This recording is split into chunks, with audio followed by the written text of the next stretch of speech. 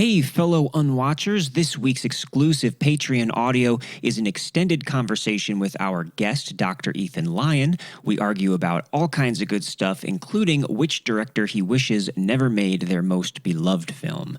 Join our Patreon today for access to all our guest Q&As. We have quite a few at this point, including whole bonus episodes like our ranking of the Halloween series or our countdown of our personal most unwatchable films. For as little as $1 a month, you can show your support. Patreon.com/unwatchables.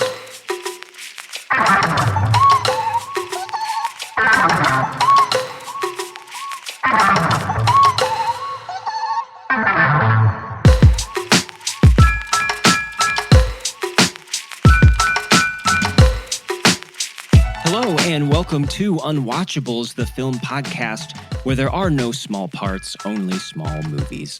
I am Marc Dottavio. I'm Seth Troyer. And today we are joined by Dr. Ethan Lyon for two films that do for on-screen representation what Hitler did for the Chaplin mustache.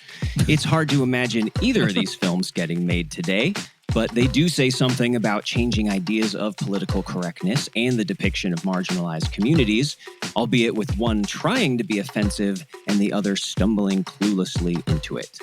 Our films are Lars Von Trier's controversial 1998 dark comedy, The Idiots, and the Gary Oldman as a little person movie that does actually exist, Matthew Bright's 2002 romantic drama, Tiptoes.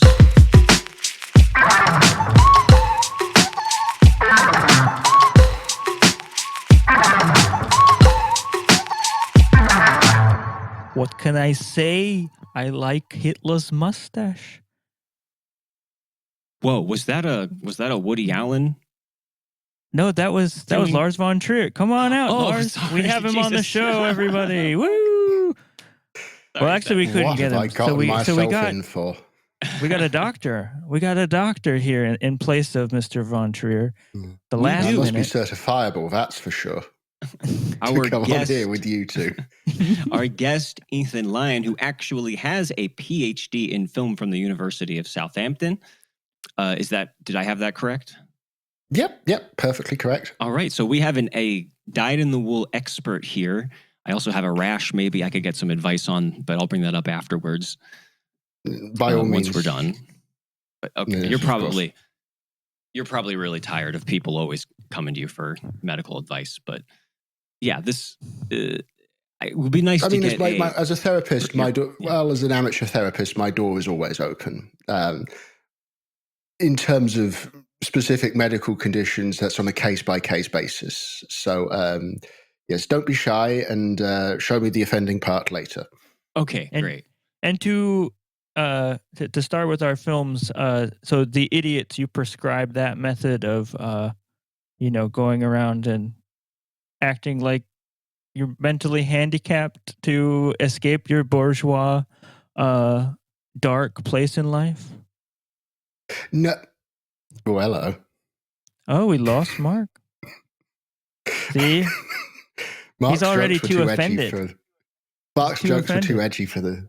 He's offended himself and he's had to cancel himself. He'll be back in a second.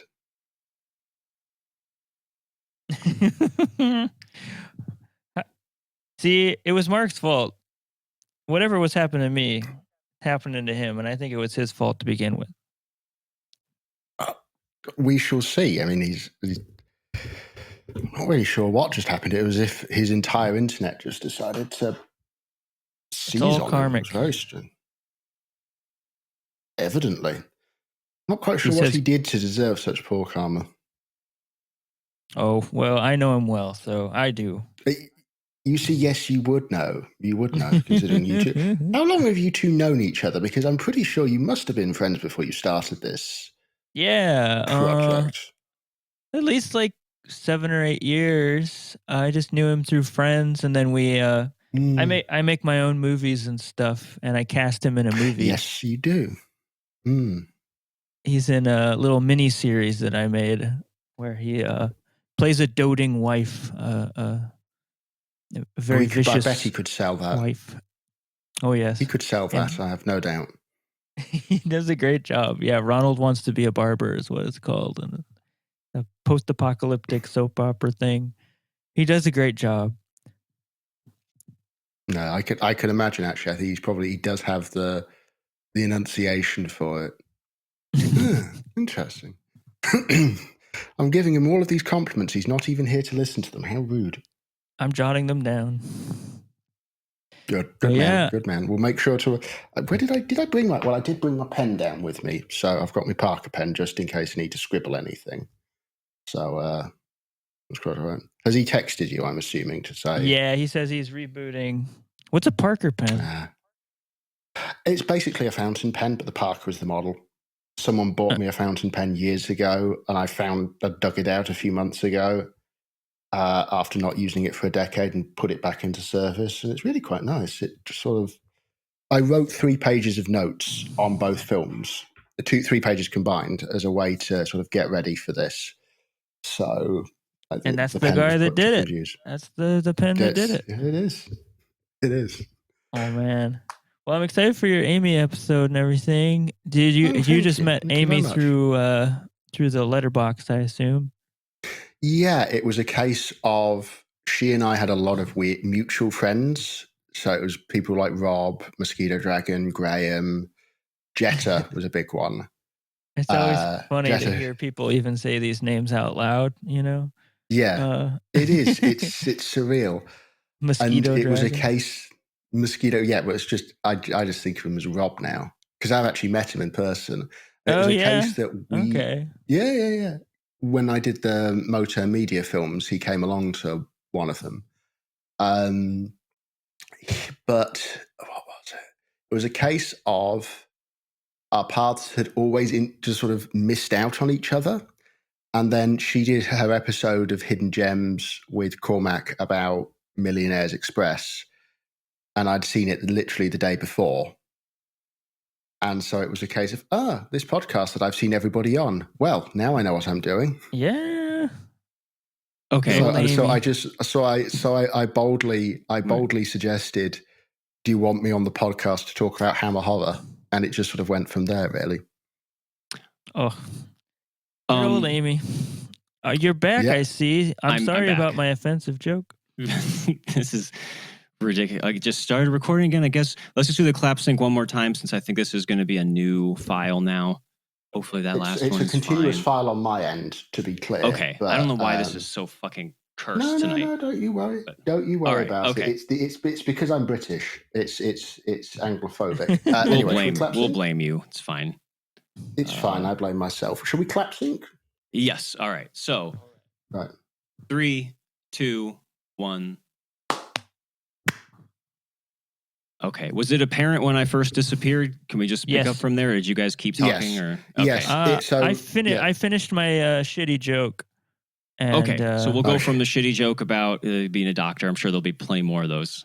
So your rebuttal. You've had a long time to prepare for this rebuttal. And my rebuttal is not a rebuttal. It's a comment on the fact that, interestingly, in the 1960s, there was a psychiatrist called R.D. Laing who was famous for believing that there was no such thing as madness. There was just simply different states of consciousness. So he would effectively encourage his patients to act in whatever way their specific difference instructed them to, which I found weirdly, when you mentioned that in your joke, I was like, wonder what Laing would have made of this film.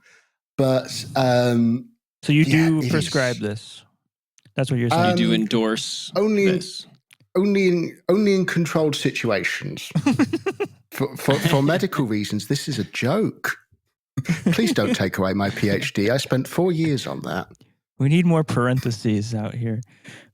Yeah, it's just, at this point, it's just endless parentheses over pretty much everything. Sure. Well, and so am I missing anything from your biography or body of work? I mean, I know you from Letterboxd, and people can find your work there. Is that the best way to engage with correct? Dr. Ethan Lyon? I've done a few things over the years. I have presented some films at the BFI. which is the British Film Institute. So I've actually presented screenings, a little bit like your Fingers of Dr. T episode, although I've never done a podcast directly in front of one of the films.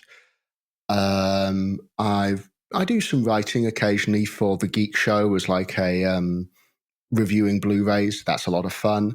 Earlier this year, with a mate of mine, we brought over Matt Farley from New Hampshire to introduce 3 of his films in London. And that was a lot of fun. I think that's the most recent thing I've done, really. There's a lot of different things if you sort of look through some of my old reviews on Letterboxd here and there. I really should put it all together somewhere.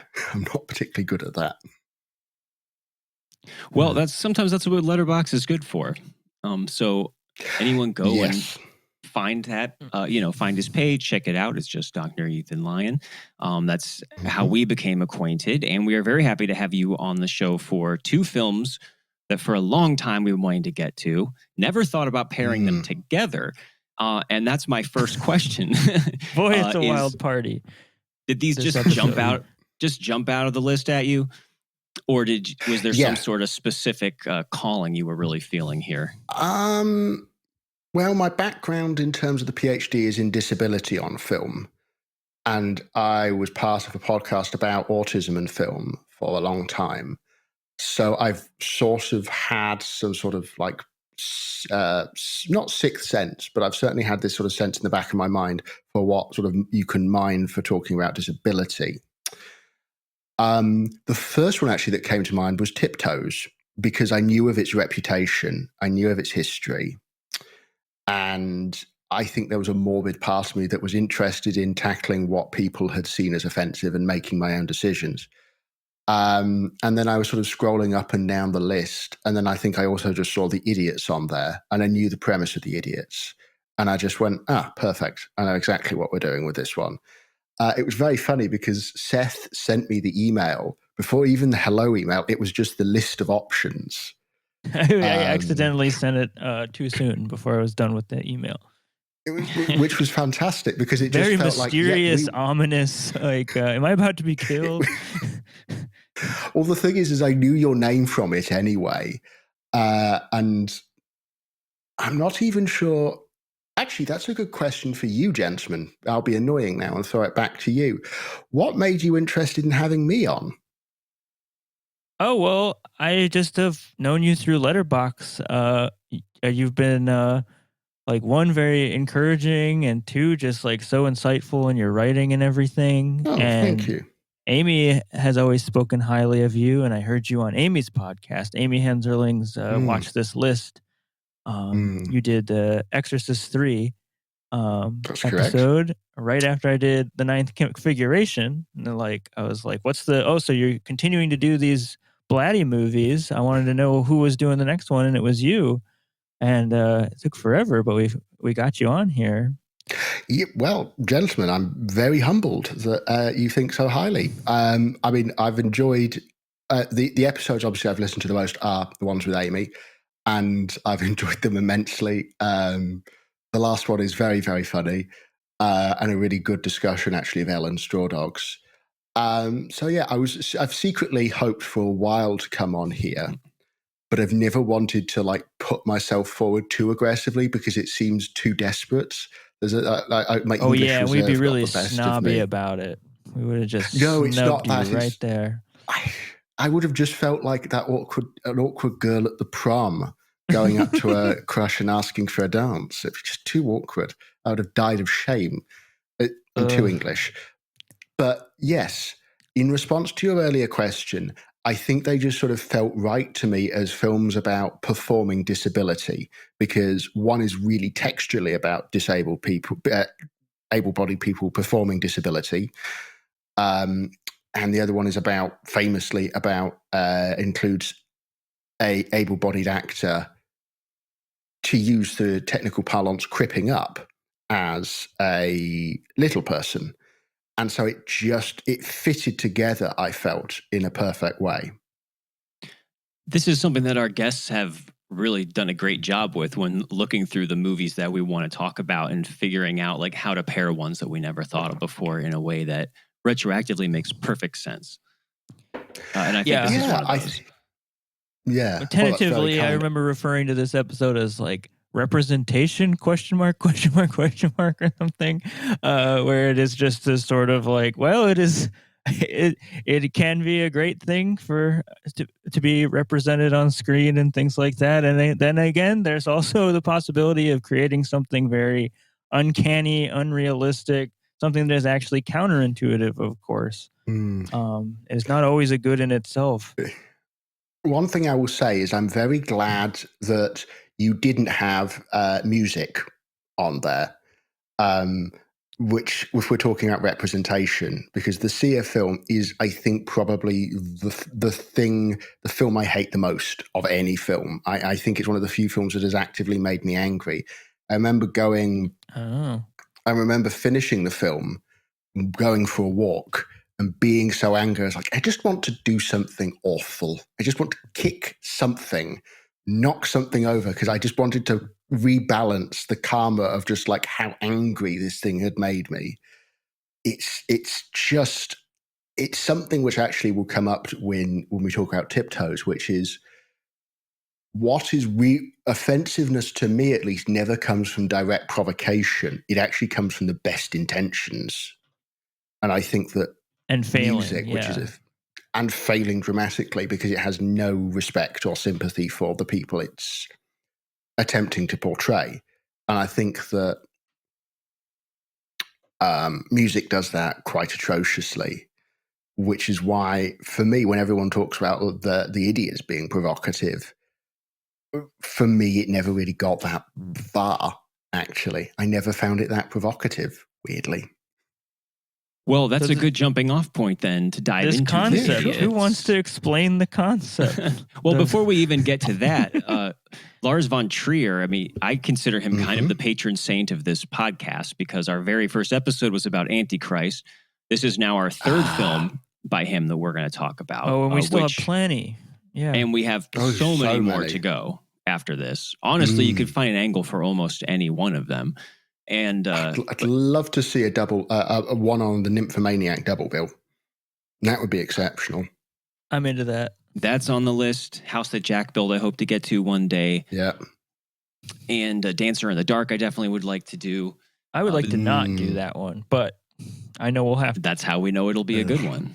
So, but this is his earliest film that we've yet covered from 1998, and from his initial era where he was associated with the Dogma 95 movement. And really, this might, if I understand correctly, I haven't seen all of his films, but it sounds like this might be like the only one that actually follows all or most of the rules that really qualifies. Because there's always exceptions with his other films, and there's a couple of exceptions here. I think there are 4 specific exceptions he makes. One is doing the unsimulated sex scene because they are using adult actors. There's one where he provided the money to go for a shopping trip for a feast scene in the film. I think they had to rent a car at one point, and I think there's like a lighting thing at one point. But it's like everything else is like to the T. The Wikipedia lists one of the rules as that it has to be shot in 35 millimeter, which wasn't one I remembered. I don't know if they necessarily totally agreed on all the rules. Either.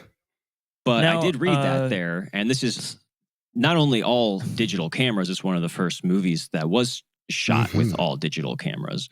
And you can definitely tell it has that very slightly less nerdy audience members. Dogma 95 being, as you're gathering here, a collection of rules, basically a manifesto that some filmmakers, including Lars Von Trier, set forth. Quite often they get broken, but like there's ones that do it closer than others. But it all ending up in this sort of more anti-Hollywood, very much anti-Hollywood, for lack of a better word, like the mode being the seeking of truth is always what it seems to be going for, which is like there's no music, there's no like the avoidance of manipulation by the filmmaker or grandizing by the filmmaker. Like you're not supposed to sign your work. You're not supposed to like say it's Lars Von Trier's The Idiots, even though that is one of the things that he broke. But yeah, it's an interesting thing. Like Julian Donkey Boy is another one. The Celebration are other as another notable. Dogma 95. Lars' film before this kind of was close to a Dogma movie. I think he just like wound up going in the other direction with it, but Breaking the Waves, which is very more much melodramatic. Yeah, far more melodramatic and constructed. From what little I know of it, that's one of the ones I actually really want to see. I have a very up and down relationship with Von Trier, but that's one that I universally hear good things about. Yeah, it's one of the more agreed upon ones. And I can imagine when it first came out, being this sort of promising, like, okay, like Lars is reaching, like it's still very intense, like very out there movie, but like the idea maybe was not that The Idiots would be what would follow it up. Something so experimental and strange and like meta in some ways. Yeah, and this is actually considered the middle film in, I guess, what's called the Golden Heart trilogy. Which is that I don't know. That's what Wikipedia calls it. That basically starts with Breaking the Waves, and then this, and then Dancer in the Dark. Which they do all have female characters that have similarities that I think maybe hold that all together. But this one definitely does not have that emotionally raw, wrenching element that I think Dancer in the Dark and Breaking in the Waves do. Those are very dramatic, very affecting movies, and this one really feels like just like a provocation. I mean, it is a black comedy when it comes down to it. Yes, of the three, the first and the last definitely are sweeping melodramas. Although the last Dancer is also very much a musical. It's very obvious. It's very much sort of paying a debt to the Hollywood musical. This is a black comedy. Yes, Bjork, who is about to make your television explode. This is very different. This is very sort of like lacerating, and I was like, it's got a few sentimental moments, but it's almost as far removed from sentimentality as you can get. I think this one.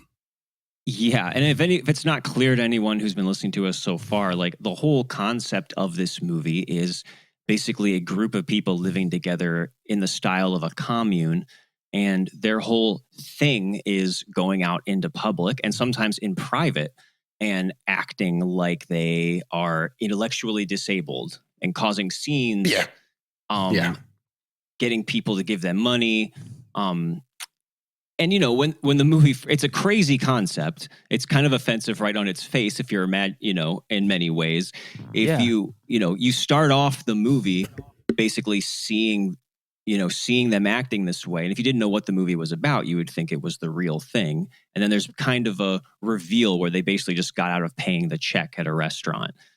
And they, so, okay, let's go from there. Let's figure out, why are these people doing that? What is the movie saying about them? You could possibly make this movie without it being wildly offensive. And so what is going on here? Why make a movie about this? And what are these people up to? Who wants to take it? It definitely touches on Seth, some kind of, I don't know. It reminds me of cult mentality or something going on here, in the way that a group is made and found, and there is a shared identity with this group, and there's a sort of almost it's first starts out very Jackass to me. Like, that's what comes to mind. It's like, especially with the handheld camera and everything, and that this is feeling like they are just pulling pranks on people and being wacky. And after a while, you slowly are figuring out that this spassing, as they call it spassing, they view it with such a reverence as to be this sort of like state that they enter into, right? That they seem to be, or many of them seem to be, like kind of privileged kids and it seems to be their way of escaping their just like shallow, sheltered, privileged lives or something like that, and escaping their families and responsibilities, is just by just living together this like ridiculous way and going into these states, these um that are, of course, you could say from the outside, like that you're looking in, it's like a going back to a childish nature or something. It's almost like It's a not even that, psychedelic though. nature. Yeah. Well, it's not even that. It's very the way that they articulate themselves physically and verbally during the spassing scenes, which is that word. Yeah. That's the one bit of the film which gets my goat is that word. It's a trap And to talk about this film. It's a trap to talk about the film, which I think is Von Trier's point, which, as with Von Trier, with a lot of Von Trier, it's kind of pathetic. But I think the genius of The Idiots is that it knows that it's about pathetic people, which is that you're right, they are a cult, but they're also, like many cults, they're incredibly pathetic, and they're ruled by this Stoffer is his name, who's like this sort of a really bougie rich guy whose uncle owns this sort of large house where a lot of the action takes place. But he's also very anti-bourgeois, right? Like this is his uncle's house that he's basically crashing in. But has anyone been as so fervently bourgeois, anti-bourgeois as the really, really bourgeois wanting to distance themselves from it? It's a lot of like he's not comfortable with himself. I think to be honest, he and a lot of them are just very coddled. They are coddled by the world that they live in, and it's a way for them to rebel against it and rebel against sort of the comfort and the luxury that being in that state, in that wealth, in that country, really, because Denmark's a very, very socially progressive, very quite a very liberal country. It's very much a model for sort of Western sort of states. And so there's something to be said for these people are so coddled that they have to sort of push against it in some way. So I don't buy him saying he's anti-bourgeois. I think it's all part of his delusion. I think they're all very, especially him, very wishy-washy about what their reasoning is. That they give some lip service, almost like they're trying out ideas. Where on one hand, it's about liberation and finding your inner idiot. They keep saying. On the other hand, it is like just directly antagonizing people. And I don't feel like anybody really has the power of their convictions here, or even has located a specific reason why. Right. That's what you slowly find out. That's like kind of the arc of the film. Yeah. Like what I was speaking to, I guess, is like sort of there's a promise almost teased at for an audience member. Like, is there something here? Is there something that they've tapped into? And very quickly, like with all cults, it kind of like runs away from them, and you realize it is a sham. Yeah. And it's also revealed to be effectively just, in this cult case, like a lot of cases, the sex is a very essential part of that cult, which is it usually, in some cases for cults, it's using as sort of a way to bring people in line. But for Stoffer, it just seems to be an excuse to have like a massive orgy. More distraction. More distraction, more sort of anhedonic, pointless distraction, really, where it's like they've got nothing else to do, so they might as well just have sex in the middle of the floor. It's like it's silly ultimately, and Stoffer is incredibly ridiculous. There's the scene later on where he's trying to explain himself and about how he hates the pills, and sort of he's trying to explain all the good they're doing while he's sitting in that wheelchair, and he is so utterly pathetic that it's a miracle that he doesn't burst into tears at points. It's very laughable for me anyway. And at the same time, there's this whole other angle about the reaction of the public to it, right? So there's there's a different. I'd like to get everybody's thoughts on how like successful or what the movie's trying to even do with that, because there is kind of a Borat style thing going on here, where perhaps we're supposed to see some hypocrisy in the discomfort of the people around him, and I don't know, because there's that scene where people who are coming to look at the house to potentially buy it, with the leader is actively trying to like dissuade people from wanting to do that, and he makes them very uncomfortable by making them think that these these disabled people are going to be coming over and spending time in the garden every day, and they'll never be able to get rid of them. And it seems to me like almost everyone is actually pretty patient who deals with them throughout. That if he is trying to make some sort of a social commentary here, that it's not really that potent, that there's definitely cringe comedy that comes out of it, which sometimes is, funny in a very morbid kind of way, and just the sheer brazenness of them acting like this. But it made me think more of the scenes in Borat where he's doing something crazy, like wrapping up his shit in like a cloth and taking it to the dinner table and horrifying these people, and they're actually trying to be patient with him. And then I guess the joke is supposed to be, oh, haha, look, they think I would actually do that. They must be racist.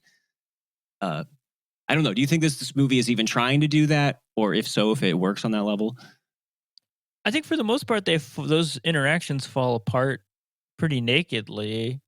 Like, I don't think we have the wrong idea to see clearly that, like the deal is that, maybe these are boring bourgeois people with like some narrow ideas, but they're not going to punch this disabled person that knocked on their door like this group is kind of hoping they do in front of the camera, right? They kind of, a lot of these interactions do just kind of like fizzle out.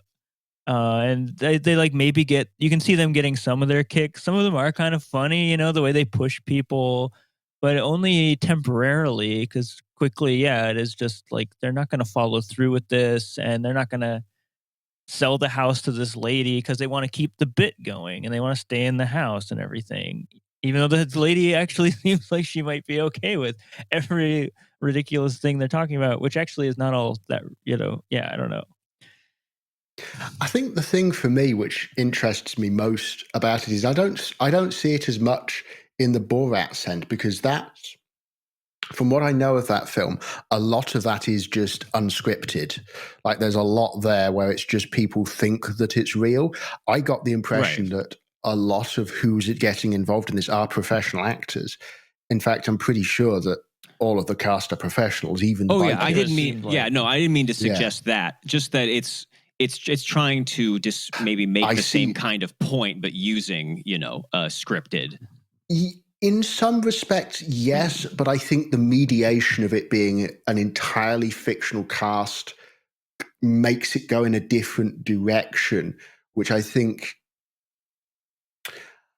for me is more, and perhaps this is just what you're saying, Mark, with a slightly different hat on, and it's more about how ultimately that sort of behavior does nout, because these, as Seth was saying, these people aren't going to do anything about it. They're actually pretty open to the idea. They take it on the nose, and it does expose some pretty strange behaviors about disability. The sequence in the bathroom in the urinal is very odd, and I'm very glad that's all staged.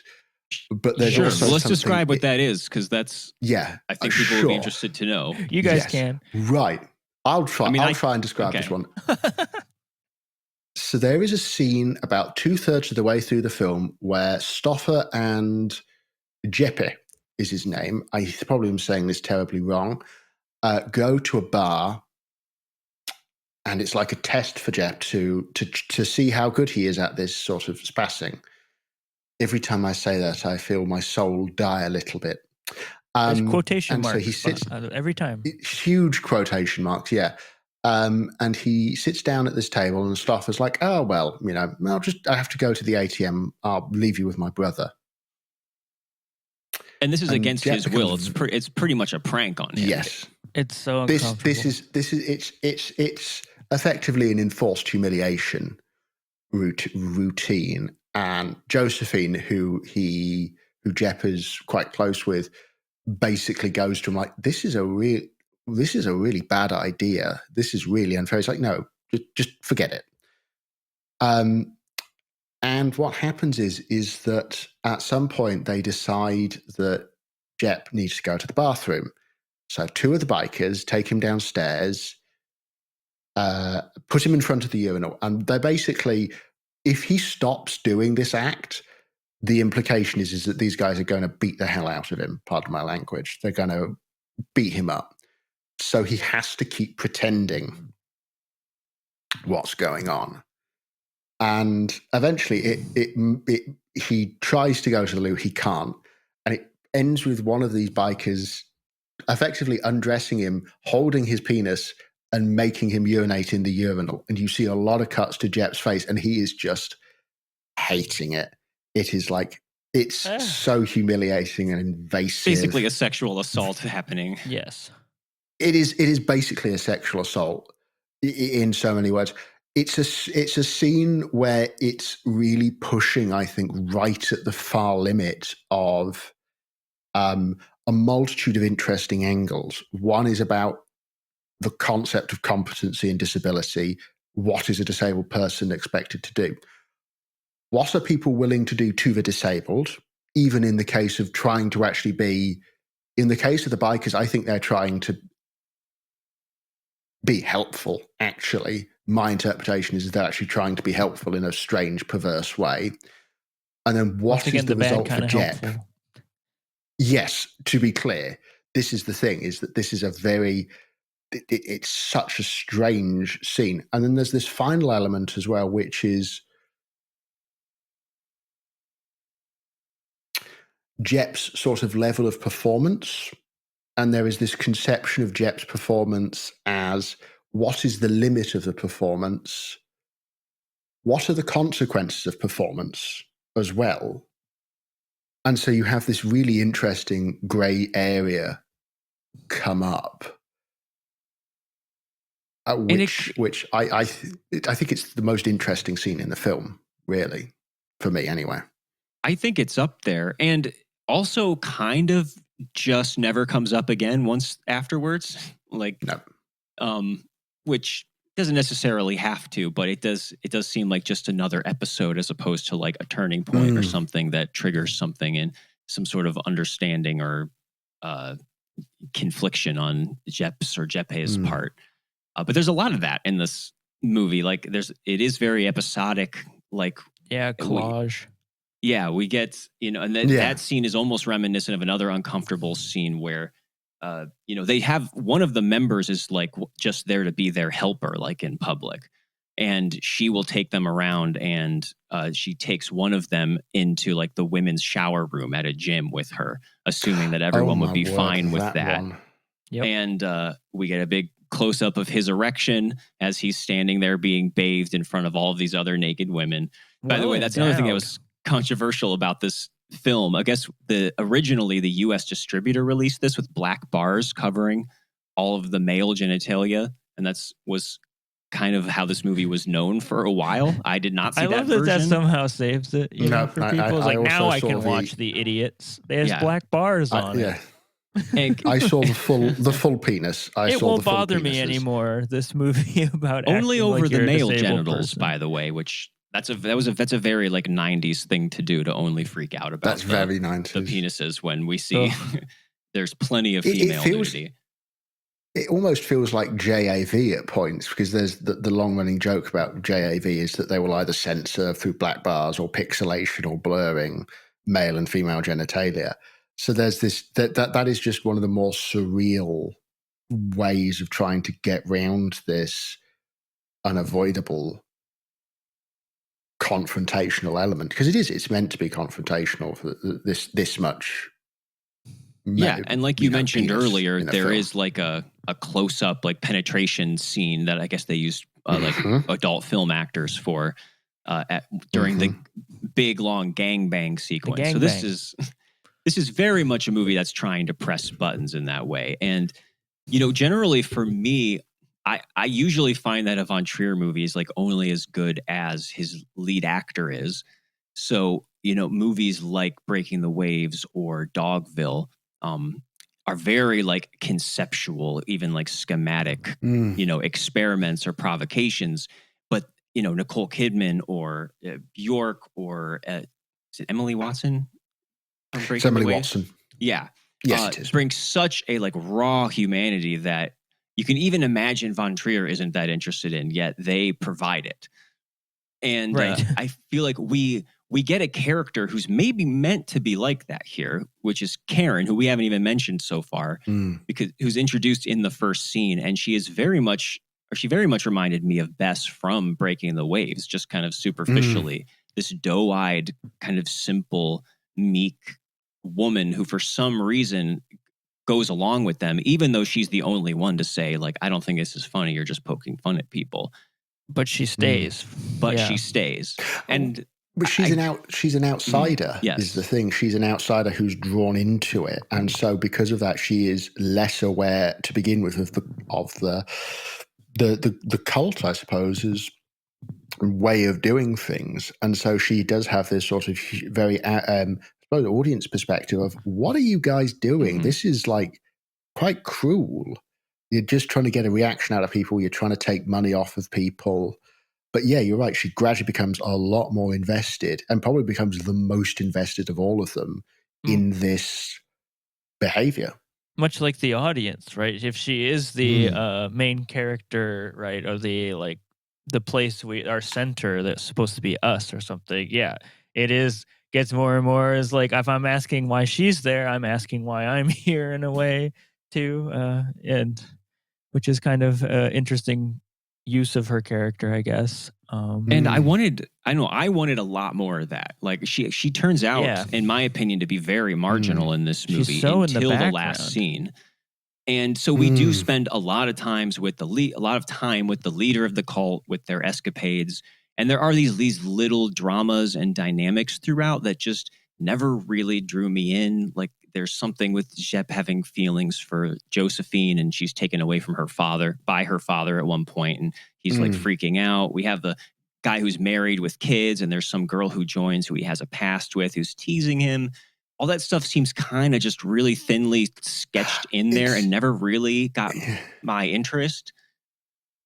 I think the thing for me is, I think you have hit on what I think, along with the length. I think the thing is that it is, because it is quite episodic and picaresque, it does have a tendency, especially in the second half, to drag, because it's nearly 2 hours long. Yeah.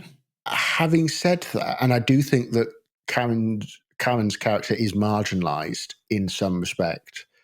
It sort of works in terms of her being subsumed into a wider identity of the cult, where she becomes, where it becomes more about her ripple effect on the psychology of others, because you can gradually see, as she comes in, people begin to question more. And that also comes up in the interviews, which are sort of done. It's the idea is it's done after the cult is disbanded, or this group is disbanded. And they talk about Karen, and there's this indication that her presence is the first sort of real spark that starts ripping things apart gradually and gradually and gradually. But yes, it's an odd decision by Von Trier, and it doesn't always work, I think. Well, I often wonder, I mean, it's easy to say that it's by design, but there is something to it where there is this list of what a normal audience member would say are hobbling factors to a movie that would just kind of definitely get in the way of my enjoyment of the film. And I wonder if some of that does play into the way it is made so in the moment that it doesn't have this workshopped sort of like really plotted out thing going on. And that is what I think I wind up missing in the end.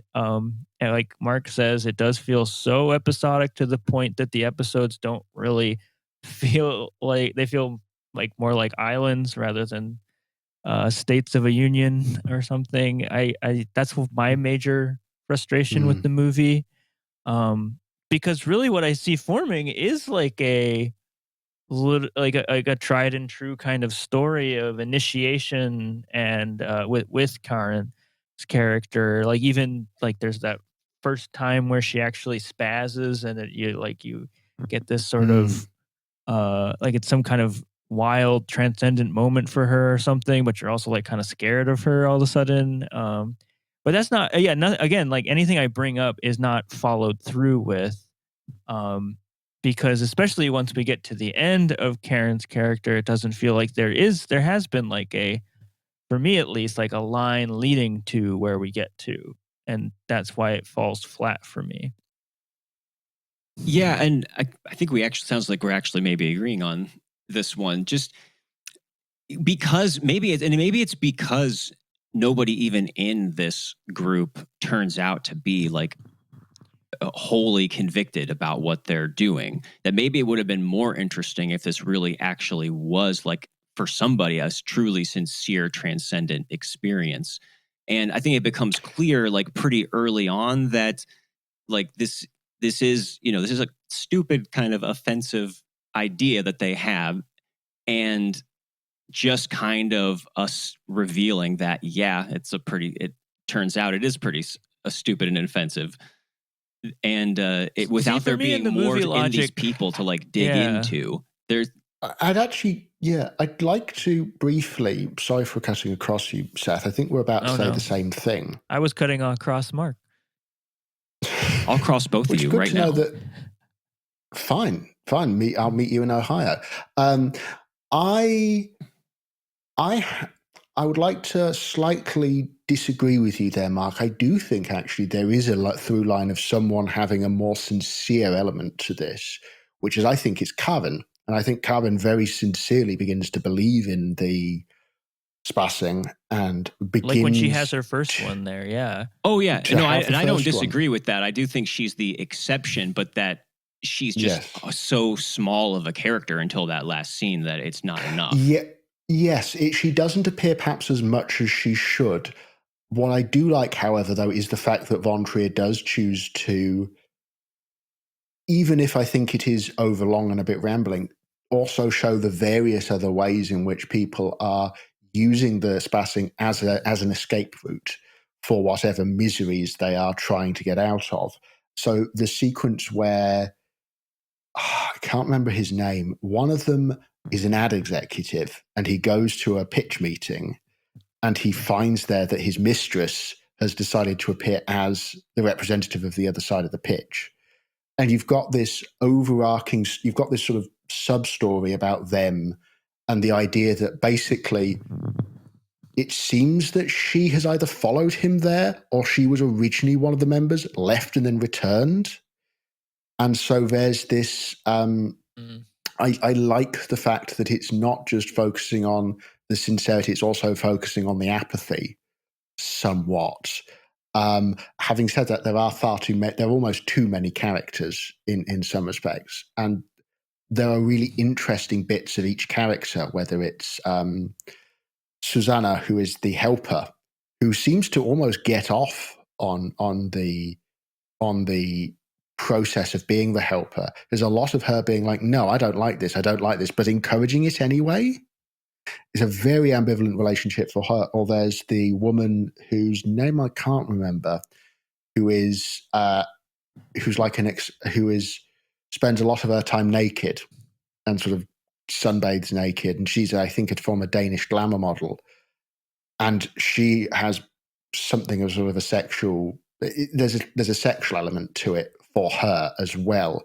So there are these very interesting sort of side alleys of apathy, and you have this middle bit of Karen being sincere. But yes, it could have perhaps been bonded more together, is the one thing I would say. Well, and let's talk about that last scene, because that is, I think, the most, explicit attempt here to try and show where the emotional resonance could be, where it does finally come back to Karen. And this initial revelation that she's visiting back home with kind of the task that she's going to spass out in front of her personal, the people in her personal life, which so far everyone else has failed to do because they just don't have the balls to go through with it, basically. Which she willfully opts into. Yeah. Like she's the chosen one or something, So now it's like things are getting interesting, here with like 10 minutes left. And we discover that she has just recently lost a child. And when we first meet her at the beginning of the movie, when she runs off to join this group, it's like the day before the funeral, which she then misses. So clearly, all of a sudden, everything's snapping into focus for her, right? And I'm very interested at this point. The scene that unfolds from there, is very uncomfortable. And unless anyone has a different read on it, I mean, she essentially she starts drooling a little, like she just tries very tentatively, like to start to do it, and kind of loses her nerve. Also gets slapped by her husband. And then they leave. Right? Am I missing anything? Yeah. No. Like that's pretty much the extent of what happens. That's pretty much, because I think my interpretation of it is basically that, but I think I have a theory about, I've not seen Breaking the Waves, but I have this theory about the series, the 3 films, is that you can comment on them. They're not, the idea of the Golden Heart is about this girl who gives away her clothes and her food to people in need. It's about sacrifice.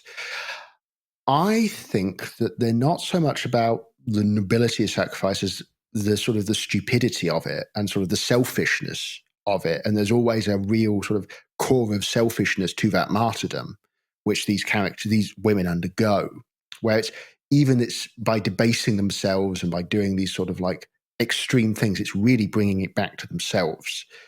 And Karen, in her grief, and understandably so, has chosen to abandon her family and to abandon her husband to join this group. And I think on some level she's going back as like this. I'm never quite sure whether she's going back as a way to sort of atone to the family, or whether it's a case to, I think what it is to try and to demonstrate that she can uphold the Spassing and she can uphold her own identity. Because I think that's become her identity now, as a way to escape from this awful trauma that's happened to her. And so she tries to do all this stuff, and the husband is just not having it and very violently slaps her across the face. And it's a really painful looking slap, and it leaves her in tears. And Susanna is watching her. And I think they both realize at that moment that the experiment has failed. Fundamentally, it's completely failed, and if anything, it has potentially broken Karen's relationship with her family beyond repair. And so it's a very dark scene. I think that's a good reading. I think it requires you to read into it. Like a lot of this movie, I think, is going to either kind of fall by the wayside or blossom by your ability or lack thereof, or like lack of energy to put into the movie and its ambiguities, to tie various scenes together, to fill in the blanks of motivation and histories and dynamics with these characters, which I do feel like some of what I've even said on the pod has a little bit to do with like me kind of like, well, do I really know that? I am kind of putting some energy in to get that out. For me, the ending, I'm just so exhausted, to be honest, that by then I don't have much to go on. Like as far as like I'm driving on fumes, and also there's something about it, just I don't know, just too typical Trier to be like, and now we're getting to just like the dead baby, and you abandoned your family and your shit, and I don't know. It just it gets a little too on the nose, like bummer for me or something at the end. Yeah, I agree with Ethan with that. That is what it's doing. Like that is the intention behind the scene. I just don't find it that revelatory at that point, because I feel like early on in the movie we see that this is clearly not something that actually is helping with anything or being meaningful to anyone. And perhaps this is the first really genuine attempt, throughout the movie. But I don't know if it had gone even bolder, maybe, and ended with her actually achieving some kind of crazy hysterical state that seems to actually be changing her somehow. That would at least have been something I haven't seen over and over again already in the movie. Yeah, I mean, it reiterates like her, like that is like that moment of just like really yearning, like last ditch effort that like maybe maybe there's something to this thing that we discovered. Maybe there is, and it's like the Yeah. last little ditch effort of it, where it just very clearly in her eyes, she's like, "No, this is like She what I can thought it save it. was. This is what I thought it was. Yeah. It's fucking stupid and awful, and not some trance that I go into that's mystical or something. And I that's never gonna came save close my to family not or doubting that. something."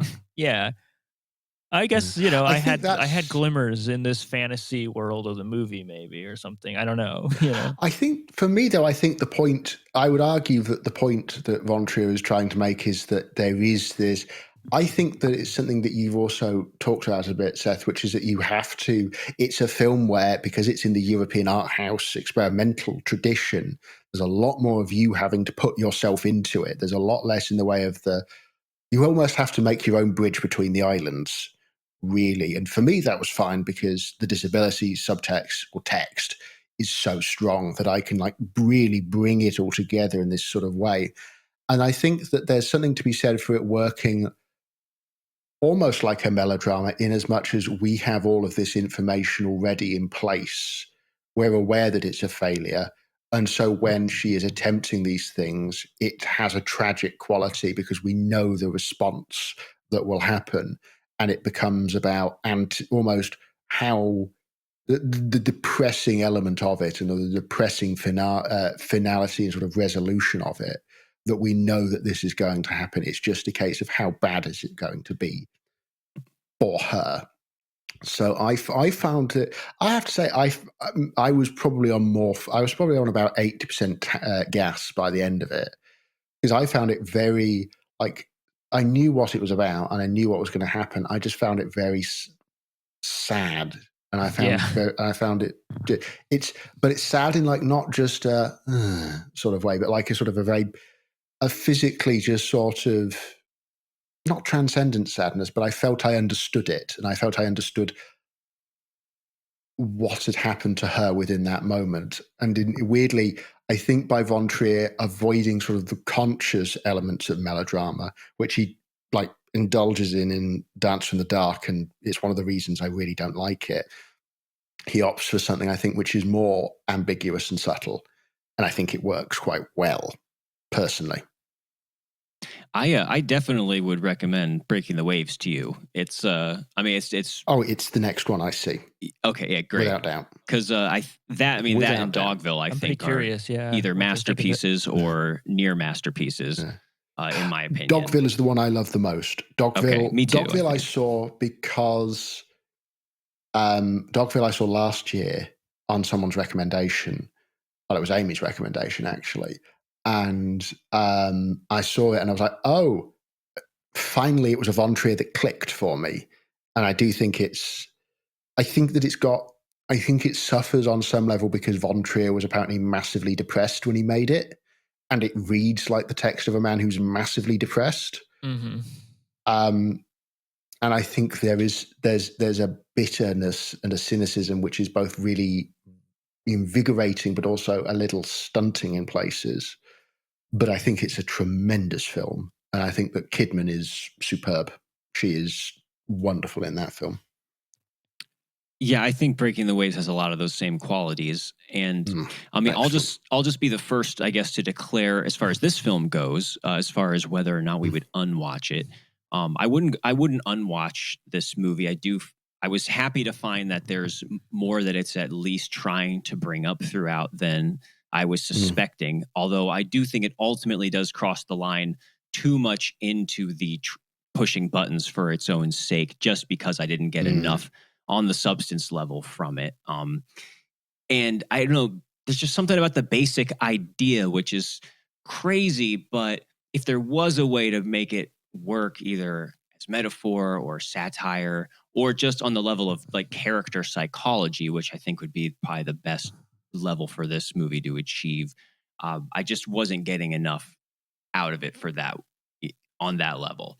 So even with the attempts to kind of hold these people to the fire or maybe find the humanity in Karen's character, in the end, it's definitely the weakest of the trilogy and of his films, that of the ones that I've seen. But it's something to see, and I wouldn't say that it's like without merit or emptily, offensive in an empty way necessarily. Just that it doesn't pull off the more that it's probably trying to do. But what about you, Seth? Yeah, I mean, it does at first feel like you're kind of asking like a Merzbow song to be a proper song or something, like while I'm listening to noise music. Like, but the problem is like, even if you appreciate this sort of movie, which I do, it's when you feel teased about the possibilities of like, well, actually, if we did scrap this whole dogma thing and we were actually, like there's actually something here, and you can't help but see that here. Something that could be more esoteric and more loose and maybe atmospheric could go in this more looser place, and I would be less frustrated. I feel like there is like actually a structure that would work with this, and a more, not a hero's journey necessarily, but I could see something closer to breaking the waves if there was more ability and attention given to this that wasn't, in a way having to go through the Dogma 95 thing. I do think there's something interesting here. I just think it's just going to be exhausting. Like, I mean, I had it again. Like every single Lars Von Trier movie I watch, it always starts with the first half hour where I am like, I can't believe this is not my favorite filmmaker of all time. I am having such a great time. This is wild. I've never seen anything quite like this. And I'm getting like, beat up mentally in a good way. And then like something happens and I just drop out of the car after a while. It happens almost every time with me. He wants to punish you, Seth. He does. He's not there to give you a good time. I'm a bad boy, but I won't unwatch it. I did enjoy it. I feel like I'm sort of in the middle between you two or something. Yeah, because I'd rewatch this happily. I've seen 9 Von Trier films, and in comparison to you, Mark, who puts it at the bottom, this is actually number 2 on my ranking, sandwiched between Dogville and the first season of The Kingdom. I think this is a really interesting film. I think it is a film which requires a large amount of you having to engage with it. There is a large amount of you actually having to treat the director with a little bit of contempt, which I'm fine with because he wants to treat me with contempt, so diddums. I think it's a really interesting film about disability, about how people understand it and perform it. I probably would actually write something on this. In fact, I'm thinking of a piece already. So I think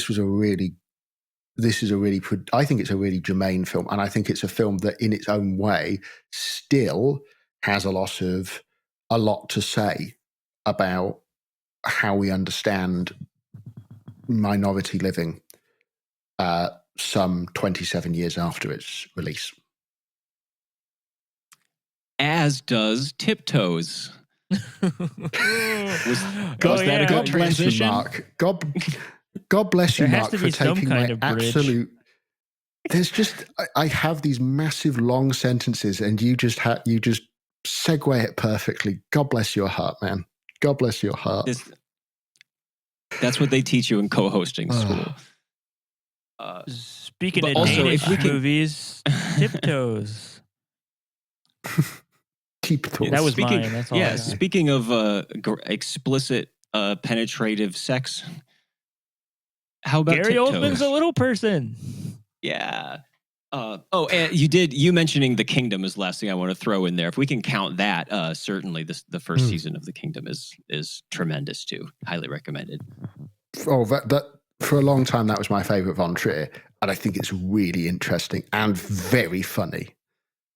Yes, very, very funny. Speaking of things that are funny, haha, and funny peculiar.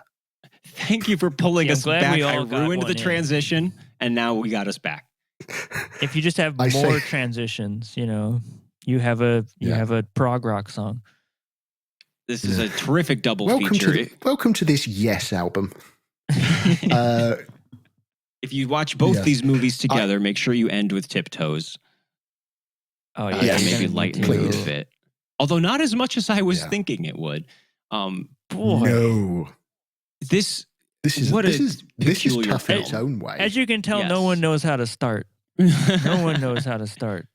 I don't know what to say. With the director, the writer-director. Start this one anyway. Matthew Bright, who you most likely have not heard of because he has never made a film since this. After a somewhat promising start, I haven't seen his movies before this, but he has at least one called Freeway that has pretty decent cult status, and it was weirdos on Letterboxd like it when it first. He was also in Forbidden Zone, which we covered. He was Chicken Boy. I was going to say he's that's how I know him, is because he's Squeeze It and Renee in Forbidden Zone, which is another film which tries to be edgy and is sort of middling. Oh, I forgot that. Yeah, I just suddenly remembered there's that entire super fun minstrel show element to it, which that part's not fun. That part is awful. The thing is, I really enjoyed that film when I first saw it, and then I rewatched it a few years ago, and I went, "Oh no!" And had a you'd physical think that's the response kind to of thing that would reveal layers and grow along with you. Yeah. But anyways, this Freeway movie has like a young Reese Witherspoon and Kiefer Sutherland. I suppose it was considered to be very promising. He made a few more movies, and then Tiptoes, which I think that a lot of people, way more people, have seen the trailer for this movie than the film itself. If you haven't, go watch it immediately. Go watch it right now. Come back. I've not seen the trailer. I just jumped into the film straight away. There's actually a funny reaction video of Matthew McConaughey watching the trailer because he had never seen it before. This is also recommended. With Bert Kreischer, isn't it? I'm pretty sure. He's in the room for that. Or unless that's my imagination. He's on a weird podcast. Yeah, it's a podcast. Sure someone showed me it. Yeah. Yeah, it's very, very entertaining. All it does is just lay out the plot of the film and introduce Gary Oldman. And you just can't believe that it exists and that they cast Gary Oldman as a little person, that the movie's called Tiptoes, that Matthew McConaughey is in it for some reason. But it's totally real and quite sincere, actually. But the big question here is that, this movie, it would be one thing if Gary Oldman was the only character who suddenly shows up and they're trying to pass him off as a little person, and he's the only character like that. That would still be bad. But the fact that this movie is full of talented little people actors, including Peter fucking Dinklage. Including an entire huge mansion party, just 100 little people. Full. They're not going to hire them. There's a ballroom full of them as well. For the star position. Including Michael J. Anderson, of all people. Yes, from Twin Peaks, Mulholland Drive. Yeah. One of two people from Mulholland Drive in this film. The other being the father-in-law. He's in the scene with Naomi Watts he's in the Naomi Watts audition scene. He's like the old super tan guy. Yeah, the really uncomfortable flirting scene. Yes. Not a little person, my gosh, yes. We have Debbie Lee Corrington, who I recognized from the Drew Carey Show and Seinfeld. She was on the Drew Carey Show for a while playing Mini Mimi. And any of these people could have just played this role, but instead we have one guy that they had to have among all these actual little people, and he is just on his knees shuffling around, and there's all of these weird little trick shots and special effects where he's in a chair, but they have these fake little legs sticking out like they're his legs, but he's clearly maybe his actual legs are inside of the chair. I laughed so hard every time he was in the chair. Because they couldn't even get the legs to face the right direction. It's really weird. The ones where there are a couple of scenes though where you can very clearly tell he's on his knees, and it is laughable. Like it is. I did start chuckling at just some of it because it's like nobody is being fooled. No, right it's from the funny. opening. I could not believe it. This is like now in my top 5 like most hilariously bad movies I've ever seen, and I feel like I've been forced to see a lot of them through this podcast and because of my shitty friends. And this is just That's shot up friendship there. for you. I couldn't believe it. And like I've read so interviews with the strange. actors. I read an interview with the writer-director that goes very deep into his intentions with the film and his disappointment with how control over it was taken away from him. But at no point does he answer the question, why? Why did we have to do this with Gary Oldman? And so I read a quote somewhere, and I think it's probably apocryphal, but it makes sense, is that it seems to be, depressingly, the only way they could get funding. Because as soon as Oldman signed on board, people gave them money to make the film. And that's how they were able to get everyone else in it. Which does not obviously excuse the fact that Gary Oldman is on his knees trying to play a little person, but explains a great deal about, unfortunately, the very uncomfortable commerce side of Hollywood, which is just, it does not, especially older Hollywood from the 2000s, does not care about disabled or different bodies and did not see them as viable, heavy air quotes, financially. So I hate it, and I think it's from the vantage point of 2025, and even actually from 2002, it's a really awful thing to do. It also speaks volumes, though, of the system as well, and the ableism of the system. And it almost seems to me like it was less about getting a superstar. I'm not sure if Gary Oldman necessarily like put butts in seats at the time, as even back that they then. wanted to sell us. They wanted there to be some kind of stunt performance, that it just couldn't be an actual little person. This was maybe an Oscar role, like the person playing a, other kinds of disabled characters, or, cis Gump people moment playing or trans something. people, or all of Forrest that, Gump. Yeah, Or, that kind of thing. I mean, the one that comes to mind in particular is I Am Sam. Oh, sure. Which is Sean Penn playing intellectually impaired. If we're talking about things like The Idiots, I Am Sam is is sort of like the ugly Hollywoodized version of sort of this impulse of performing disability, of cripping up. And there's something, because the thing is, it's an interesting one with Goldman's character. We've obviously mentioned, and we've said, never should have happened. And it is a version of stunt casting. Having said that, Oldman in it is never playing, how do I put this? He's never playing it mawkishly. He's never playing it as, ooh, look at me, I'm disabled. He's not like sort of really camping it up effectively. There's a weird level of understatement to how he plays it. I thought really interesting. It's like he's in blackface, but he's not doing blackface, to use an analogy. Yes. I think that's probably, his actual performance is like just a totally normal guy. As a matter of fact, he fades into the background a lot, in my opinion. Obviously, without the huge distraction of him being there and every shot where he's clearly shuffling around, even his character does not dominate this movie at all, even. No. And what's really weird is that sorry, please go ahead, Seth. I interrupted you. I do apologize. I was about to bring up the stupid thing that I was thinking about during this movie, because like part of the plot is that they should have just punished Matthew McConaughey further. And this is supposed to be his identical twin, right? It's just he has little person parents, and he just wound up the biggie, as they call it in the film, and I just like I kind of couldn't help but imagine a film where Matthew McConaughey plays both roles in an adaptation thing. That never occurred to me. harrowing. Talk about a harrowing like, Oscar performance. Honestly, wouldn't that be like... sounds like something from Tropic Thunder. That sounds like a miscut, a sort of a cut scene from Tropic Thunder.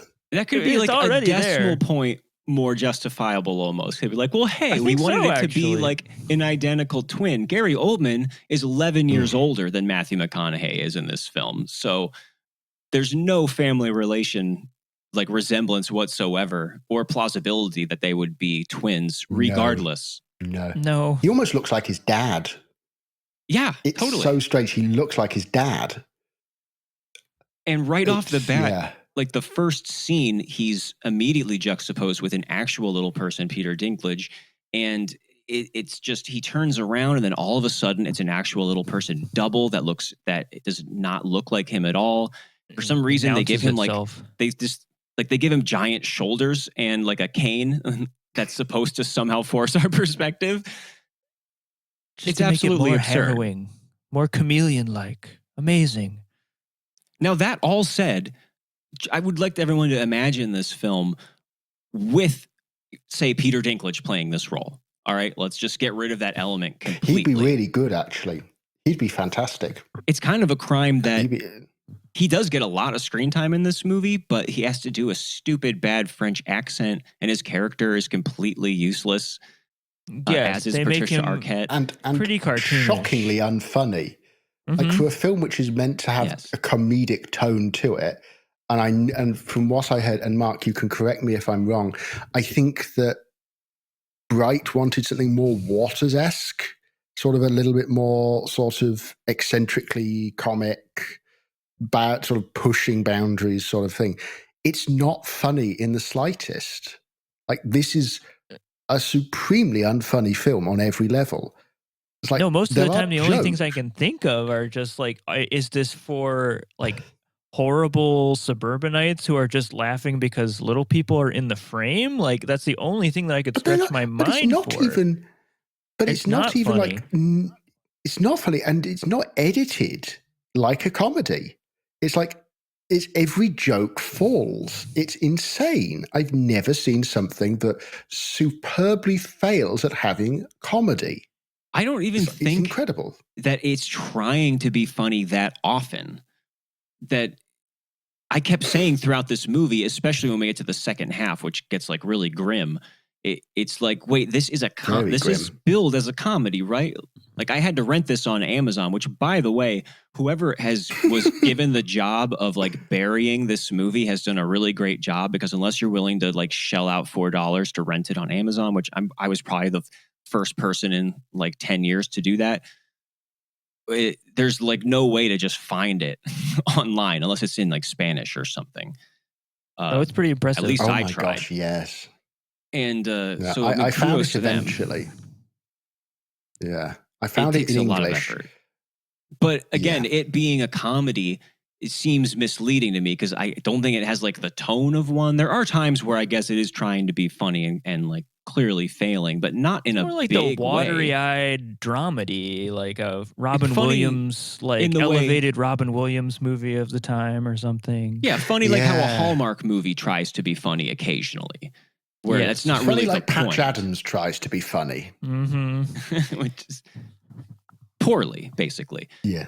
But let's say, so even if we just had Peter Dinklage in this role, this would still be more of like a regular bad movie as opposed to an offensive bad movie, but also still kind of bizarre bad at times. Yeah. And even totally outside of Gary Oldman.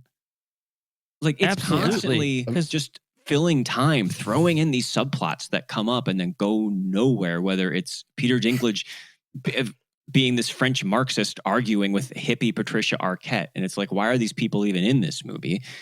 Yeah. And it makes such a case for the central characters, like Matthew McConaughey.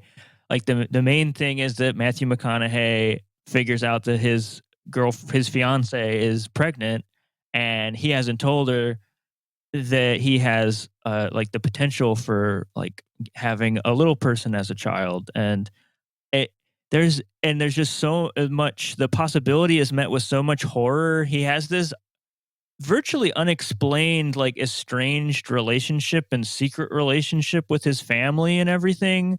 Like it's coming from It's this not even that. like But alternate it's not even universe or that. something where like it's even more marginalized, like this group or something like that. And like But no, as but if it's like I am weirder. also as an audience member a part of such a bigoted like crowd. It's like No, this is bizarre. the thing. It's a really weird. It's more than that, I think. And you have to really, again, like the idiots, you have to do a bit of brain work on this one. Unlike the idiots, I think that's unintentional. Where the first section, like the first scene where you see him with everybody, is like this whole, like this gathering. It's this sort of ballroom thing, and he's there and he's happy, he's making sort of light comments, he's dancing with the family, so on and so forth. As soon as the pregnancy appears, that's when he flips out, and that's when he does like this almost complete 180. Also, must say this, Matthew McConaughey plays the biggest piece of shit I've ever seen in a film. He is an awful person in this. He's like on every terrible, level. totally unsympathetic, He's a horrible unempathetic person. He's rude, he's dismissive of his girlfriend, he's abusive to those who he's training. He's like a regards the firefighter concept- drill sergeant. It's his which job. is also Yeah. hilarious. And he's just like of all the screaming things, at I don't know, people, we'll putting make him out a fires. firefighter. Yeah. And like just constantly calls a guy fat while he's doing this really tricky task. And like he is so unbelievably vile. Well, just as a human being. You have all these cartoony characters around him too, and McConaughey's performance he brings such this dead serious gravity, like he's in True Detective already or Interstellar. Right, he's already ready for the Yeah. Oscar bait movies. And he's just like watery eyed and in he's every playing- scene, given Yeah. everything he's got, and you don't realize that he's saying the words like, "He's a dwarf, And he's- I'm a dwarf," and then he storms And out he's- like it was like an But he Oscar plays it scene. but he plays it with such venom. Like it's genuinely It's so ugly. venomous. It's ugly in a way that I didn't think was possible for it to be shown, but it's one of the ugliest depictions of like people responding to disability. Like there are some really deep-rooted anxieties and hatreds and fears that he's got there about himself, I think, and his capacity to carry on to potentially have a little person child, and whether that's to do with the medical concerns, because he mentions that, and that comes up quite a lot, is these sorts of concerns about injections and broken bones and being in constant pain. And it's a film which does actually acknowledge the chronic pain as a life problem for people with disabilities. But it's just it goes beyond that into like this blind, searing hatred of everybody, including Kate Beckinsale's sort of quite sweet artist character. And the problem being It's that I am awful. made to, like, especially just because it's Matthew McConaughey, like, the MO seems to be that I'm supposed to kind of, like, at least empathize or see, like, oh, okay, I know where he's headed. He's on a journey or something, or, like, I could see where this is difficult. But within 20 minutes, you are just so turned off of this man and don't understand. He doesn't unpack his reasoning. You keep on waiting for him to do so. He doesn't really. It's just this. It just only points towards clear, like uncomplicated bigotry, which is really like wild in this kind of a movie. Yeah, it's insane. I think that's to do with it being recut. I'm willing to bet that the longer cut, which Dinklage said was gorgeous, I'm willing to bet that that's a lot more nuanced and a lot more. It's like a full 2 hours, right? Yeah, and I think what it does is I think it takes McConaughey out of the middle, and I think it's more about the Beckinsale character bonding with the Oldman character and McConaughey effectively playing the villain. I think because that seems to be the most logical way of these parts appearing, but because it's McConaughey, he's pushed to the front of it, and so you get this absolute tonal nightmare where effectively we're meant to empathize with almost a eugenicist at the end of the day. His behavior is borderline eugenicist. Well, yeah, the movie treats it like he's just going through the typical, all right, he just needs to learn to get over his internalized either bigotry or just fear about having a child with any kind of condition. But his latent ableism. But the way that he comes off, is so awful. And it made perfect sense, really, when I found out there was a 2.5 hour director's cut. We're talking an hour more of movie here. It kind of all snapped into focus. Like, I don't know. From what we watched, I really don't think that there's like a thoughtful movie in there, no matter how many hours you add on to this. But it does explain how it feels like cobbled together and these weird tonal shifts where they're always throwing this jaunty, cheap sounding music under certain scenes. Like they're trying to signal to you that you're supposed to be having fun now. And especially the way that this movie it doesn't really end. It just like, it rolls the credits in the middle of an important scene. It like falls down the stairs and passes out. It does just decide to stop very abruptly. And I think that's the editors being like, we can't use anything more from this point. Sod it. We'll just put this as the final scene. And so effectively what you get is this sort of butchered handiwork. To be honest, I'd really want to see the 2.5 hour cut. I think it's a pity that it's not widely seen. Apparently, Nicholas Winding Refn has a copy. Of course he does. Can do me a solid, of course he does. So if he can do me a solid and give me a copy, I'd really appreciate that. Because I do think there's something that you're right, Mark. I think it's in a lot of places probably very sloppy and unfunny and poorly made, but I think something interesting is lurking underneath. Like there's the head, there's like a torso, there's like a trunk of something genuinely interesting here, but it's been mangled by an ableist system. I think it was probably made with great intentions and by somebody who tempered his original idea to watch little people having sex and tried to make something that he felt was very sincere. And then it was just mutilated by idiots. Those horrible, like, AI, like before AI existed, editing. Yeah, it's like inhuman editing, the way we go from, like, essentially, like, what feels like the birdcage for, like, 5 minutes of the movie is just, like, wacky hijinks at a dinner party where they're, like, the Matthew McConaughey's girlfriend figures out that like brings her family over and is like, oh no, they're little people, and like, but then it's okay. Actually, we were just worried you weren't happy that you were going to marry into a Jewish family. Ha ha ha. Then they get married and they have the Jewish wedding, and then you snap your fingers. You're in the hospital and the baby's been born. It's the fakest looking baby anyone has ever seen that they're holding in most of these scenes. Is clearly a doll with like a plastic fist and everything. And speaking of fists, like all the arc that we've gathered from Matthew McConaughey goes out the window as far as empathy for his family. He hears that it's a little person and he smashes his fist through a wall. In the next scene, there's like 30 seconds between that wedding and him punching the wall because of the birth of his child. Everything I just said is 3 minutes of the movie, I think. Yes. And by the way, ladies and gentlemen, this is, and it's all in 90 minutes as well. That's the craziest thing. It's edited to a solid 90 minutes. Like, on the dot. God. On the dot. Like, my God. And are they at, like, why is the doctor who delivers the baby just happen to be a little person? Is that right, there's an idea of a little hospital that only can what? Well, there's this. I think there is an entire sequence, like, because I'm pretty sure she says at one point in that scene, "I've read all the books you sent me, you recommended to me," and I think that character's much bigger in the director's cut, and there's a whole arc there where they meet him, and he's like, "Well, I think it would be logical that there's a bit where it's like, I'm going to look after you.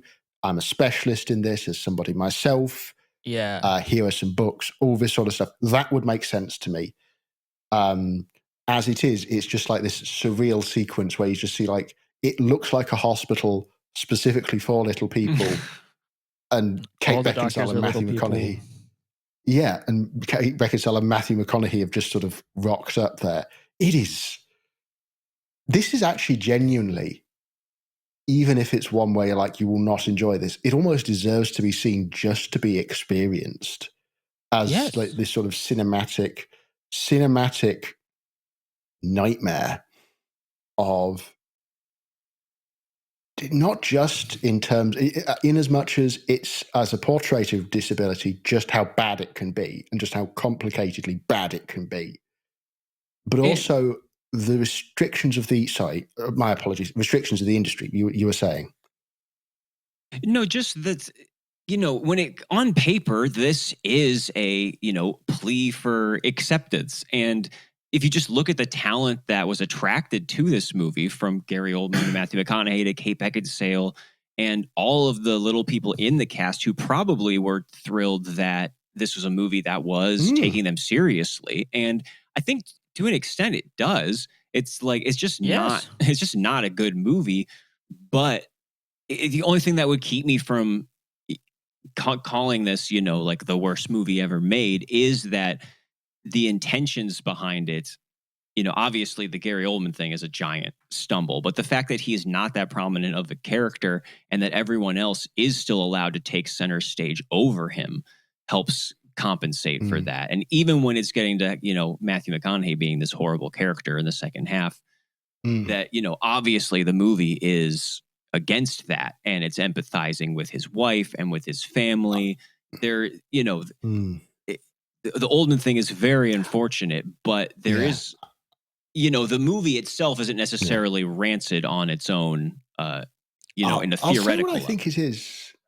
No, I'll say what I think it is at the end of the day, which stops me from actually hating this film and finds it in a weird way interesting. It's because Oldman's character is not depicted as like helpless or stupid or needs care or is the butt of the joke. He's constantly depicted as just like a normal guy. He's independent. He rides a bike. He lives in a house of his own. He is a writer and is a published writer and is syndicated. He's smart. He's thoughtful. He's caring. In a weird way, it's a very flattering portrait of a disabled person just as a person. But it's also massively hamstrung by the fact that it's an able-bodied actor on his knees. Yes. And it's a fascinating tension that still, to me at least, renders it interesting. And I say this as somebody who is of regular height and who is disabled but within a different sphere. So this is, again, it's coming from perhaps a place of a lack of knowledge. But to me, it fascinates in that level of representation. See, the extra hour that I can imagine might have more of him in it, which could, like, doubles as making the movie worse and maybe like on paper better, because it does basically set up. That's what's so strange about it. It does set up Matthew McConaughey to be the main character, and in the end, he is an anti-hero. He is like, he fails. He he deserts his wife. He does not actually learn his lesson like we all are expecting him to.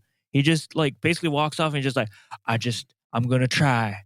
And then he walks off and abandons his wife and child. And then his brother does, like, I know, like they kiss at the end, like Matthew McConaughey's ex-wife and Gary Oldman's character, implying that they have gotten together and everything. I can only imagine that arc would be more centralized, of like, maybe it's more of like about both brothers sharing more of the narrative, which might have worked in some sort of way of like it being this sort of like, which one is the one who's going to reach the finish line where. Well, all of their arcs are left utterly incomplete. They just drop by the AI editor, Yeah. Not one character has like a full arc in this. No. Peter Dinklage and Patricia Arquette just like break up randomly at the end of the movie, storm out, and there's no arc That's there the like you're one waiting arc. for. That's the one I arc. guess. But it still feels like there Yeah, had in to as have much been as more. But it feels There's unfinished, a right? You're resolution. waiting for the romantic comedy, like where it's like, okay, they it's that point in the movie and they break up and then they'll get back together and like at the wedding at the end of the movie or something, right? But like, no, there's no wedding at the end of this movie. It just fucking ends. Nope. It's baffling, and it's a baffling film, but a film I think if this had been like a sort of a gross out yuck comedy about disability and little people, I would have been less engaged by it. But there is something about it that is constantly fascinating, even when it is as misguided, not as misguided and as mangled as it is. So that's my perspective on it, at least. And not many films you can say have a dwarf porn star in a fairly major supporting role. You just Sorry, don't have a lot. my apologies. I believe she is a dwarf, but if we should be more specific, it is a little person. My apologies. Yeah, we've probably seen most of the little person porn star movies on this podcast. We'll keep checking them off. I think. But have you seen The Sinful Dwarf yet? Maybe someday. No. But that was definitely, let's put a yet at the end of that sentence. Did you think the opening of the movie with Peter Dinklage and all them on like choppers and motorcycles, do you think that was an homage to the Even Dwarfs Started Small? I haven't seen that one, so kind of deep. You would know better than me. No, but it could be. See, movie's a masterpiece. We were all wrong.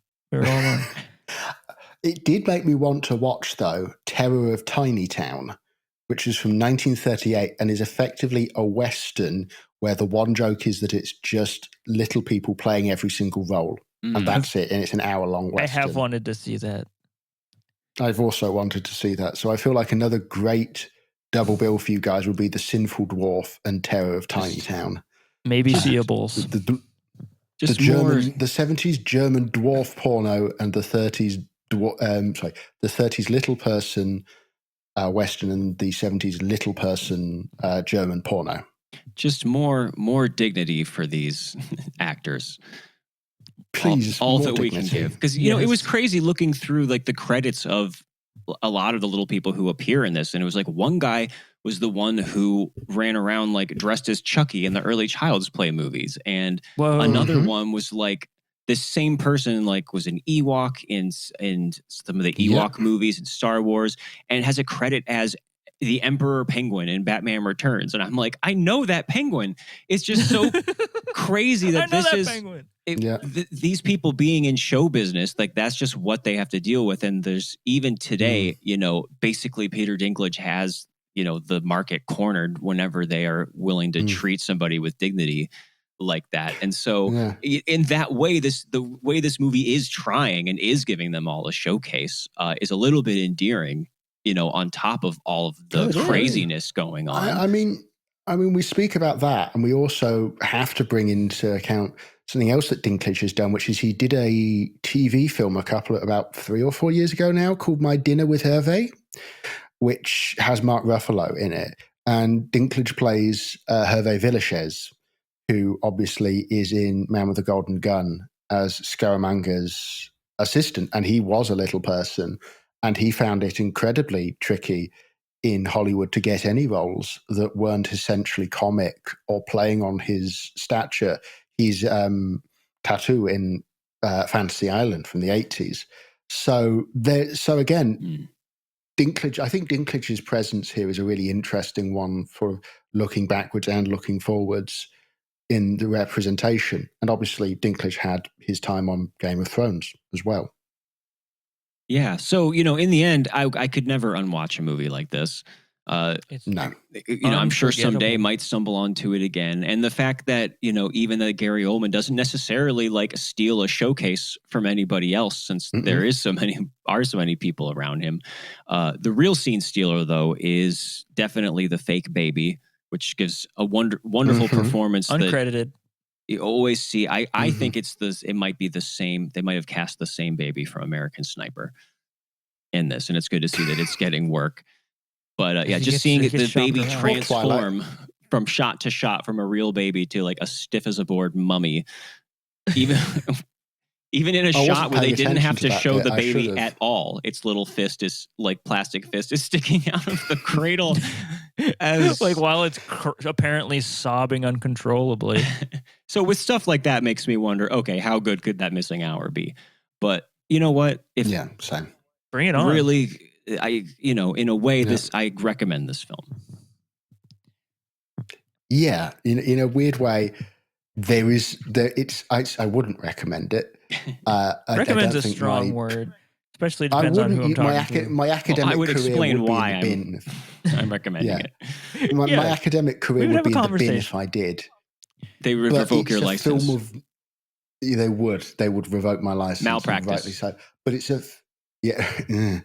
but it's a film that interests and intrigues, if nothing from the place of misguided.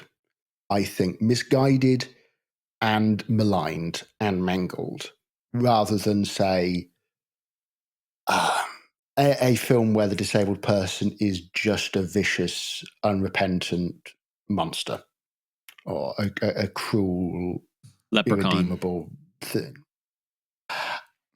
Not to mention it has that I had scene. not thought of Warwick Davis. I was looking for him. He wasn't in it. I do adore that this movie has the manifestation of the meme that men will do anything but get therapy.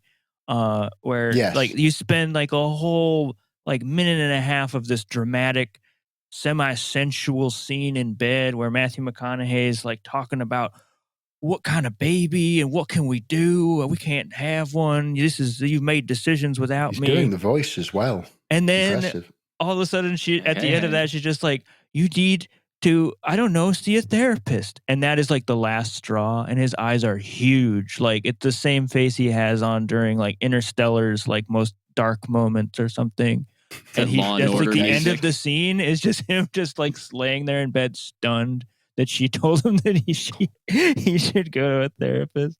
And he gets told by the doctor as well, yeah, I think you need counseling. And she goes, I told him that. And Like, you're is that "Oh." where the humor apparently comes in that was written by a Martian? Like, is that a callback love for a it. Martian? I love as well that this happens because Matthew McConaughey got too freaky by waking Kate Beckinsale up in the middle of the night to have unprotected sex as well. That's that is an another explicit plot point.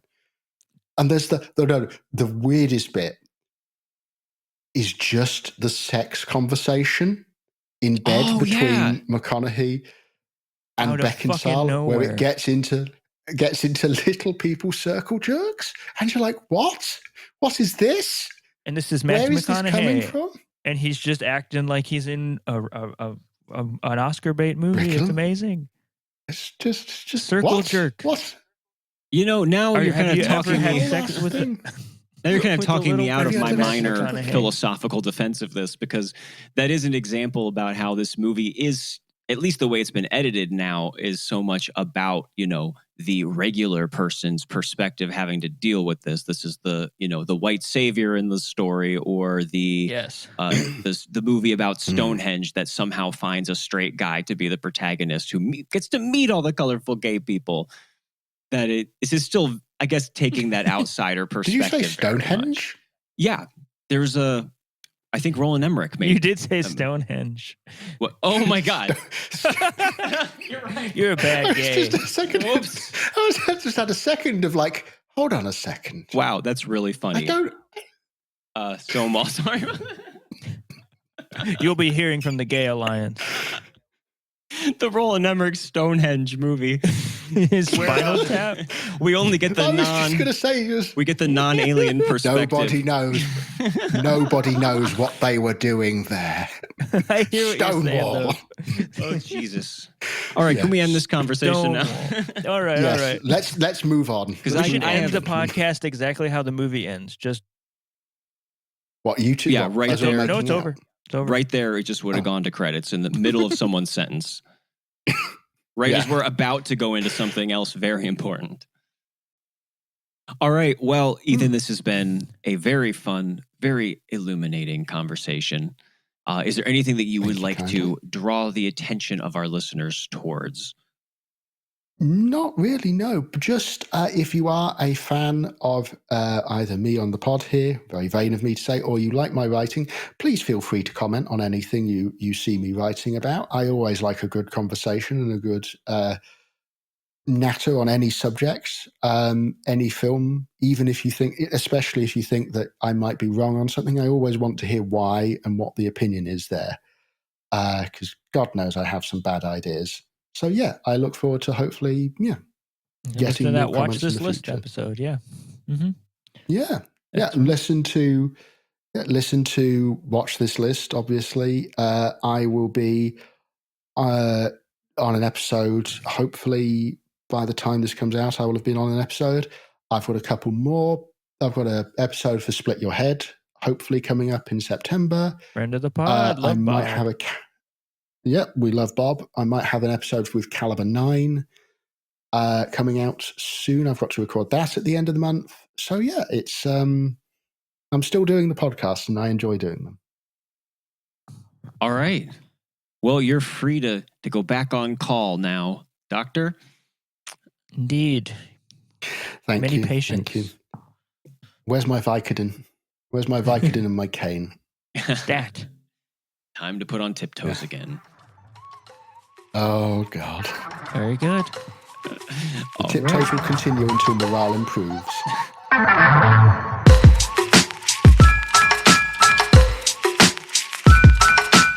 Unwatchables is produced by Tony Scarpitti, hosted by me, Marc Dottavio, and Seth Troyer, with artwork by Micah Kraus. You can find Seth and I on Letterboxd under Marc Dottavio and Sloth Troyer.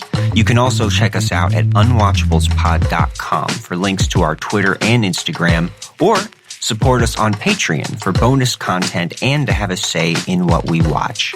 Thanks for listening.